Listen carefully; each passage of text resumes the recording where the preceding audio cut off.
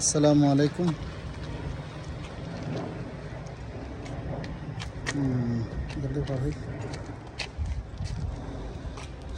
সবাই ভালো আছেন? আশা করি সবাই ভালো আছেন। আজকে ব্রিগেডিয়ার আজমের পুরা সংবাদ সম্মেলনটি পুরা দেখেছি এবং বারবার টেনে টেনে শুনেছি। একজন অফিসার, একজন দেশপ্রেমিক অফিসারের যেই গুণ থাকা উচিত ব্রিগেডিয়ার আজমের সবকটাই এখনও আছে। উনি যখন গুম হওয়ার পর থেকে ওনার বিষয়ে আসলে আমার খুব কৌতূহল ওনার বিষয়ে জানার। তো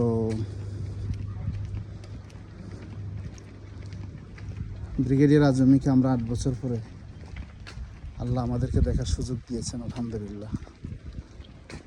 এবং ওনার বক্তব্য শোনার জন্য খুব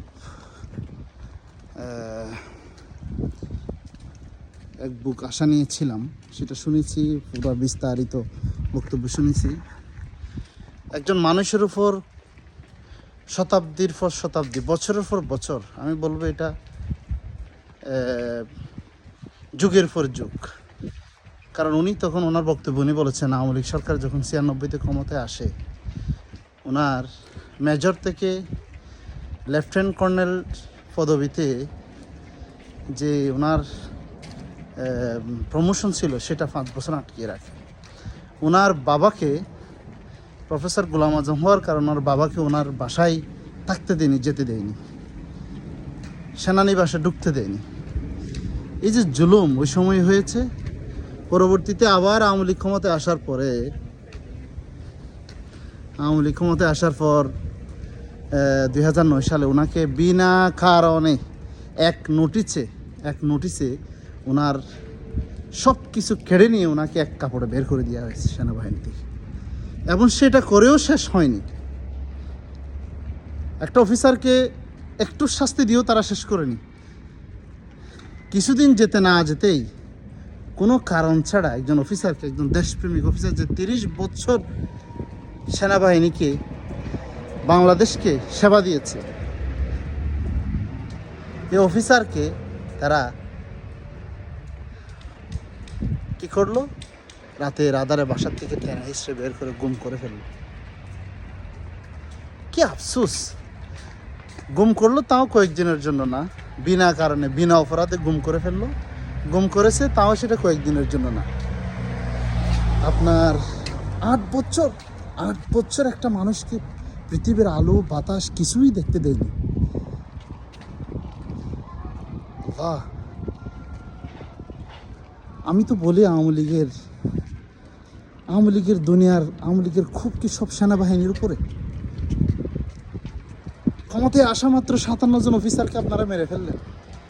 এরপরে দেখে ওই অফিসারদের হত্যার প্রতিবাদ করার কারণে 200 দেশপ্রেমিক অফিসারকে আপনারা সাসপেন্ড করলেন, সেনাবাহিনী থেকে আপনারা সাসপেন্ড করে দিলেন। এরপরে দেখে যে সমস্ত সেনা অফিসার তাদেরকে গুম করলেন, ব্রিগেডিয়ারের মতো মানুষকে গুম করে 8-9 বছর একেবারে সম্পূর্ণ বিচ্ছিন্ন করে ফেলা। এই সেনাবাহিনীর উপর আপনাদের এত ক্ষোভ, আওয়ামী লীগের এত ক্ষোভ সেনাবাহিনীর উপর। আমরা যদি এই ছাত্র জনতার বিক্ষোভটা না, আপনার এই বিপ্লবটা না হতো, তাহলে আমরা বুঝতাম না, জানতাম না আসলে কত অত্যাচার, নির্যাতন, দেশটাকে ভারতের করদ রাজ্য করার যত পরিকল্পনা শেষ পর্যায়ে নিয়ে আসছিল, এটা আমরা জানতামই না। দেশটা শুধু ভারতের করদ রাজ্য হয়ে যেত। এবং আমার মনে হচ্ছে শেষের দিকে একদম একটা বস্তা যখন মোদা মেরে দেয় সব কিছু ঢুকানোর পরে, আমার দেশটাকে ভারতের হাতে তুলে দেওয়ার, সিকিম বানানোর, হায়দ্রাবাদ বানানোর, মানে সমস্ত পরিকল্পনা শেষ করে জাস্ট তুলে দেওয়ার আগে আল্লাহর ইশারায় এই আবাবিল ফাঁকি ছাত্রদেরকে আল্লাহ পাঠিয়ে দিয়েছে। এবং পাঠানোর পরে এই দেশটাকে আল্লাহ রক্ষা করে দিয়েছে। ভাইরে, বাংলাদেশের মানুষ, আমরা আল্লাহর কাছে আমাদেরকে সিজদায় পড়ে থাকতে হবে এ দেশকে রক্ষা করার জন্য। এই দেশটাকে ধ্বংস করার জন্য তো সেনাবাহিনী ছাড়া এবং দেশপ্রেমিক মানুষের আর কেউ নাই, এবং সেটাই হয়েছে। আপনারা দেখেন সেনাবাহিনীর দেশপ্রেমিক ভূমিকা এবং ছাত্র জনতার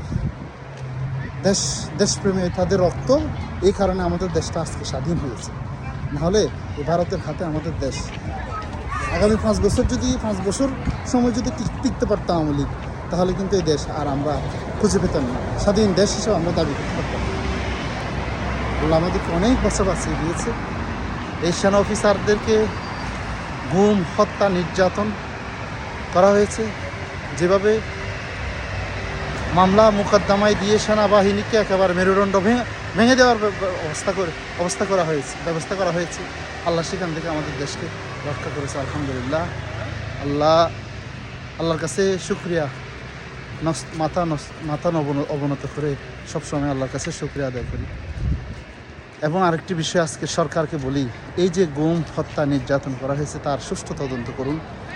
যারা এই আয়নাঘর বানিয়েছে তাদের মুখ উন্মোচন করুন। সরকারের সমস্ত কাজকে আমার কাছে স্লো মনে হচ্ছে।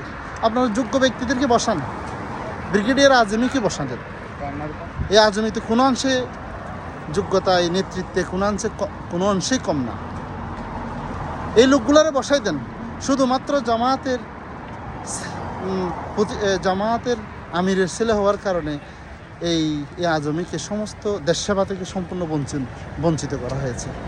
এরকম যোগ্য মানুষকে, দেশপ্রেমিক, এরকম কর্মঠ শৌকুস সেনা অফিসারকে আপনার বঞ্চিত করা হয়েছে শুধুমাত্র বাফের পরিচয়ের কারণে। এরকম দেশ পৃথিবীতে আর কোথাও নেই, এই বাংলাদেশই আছে।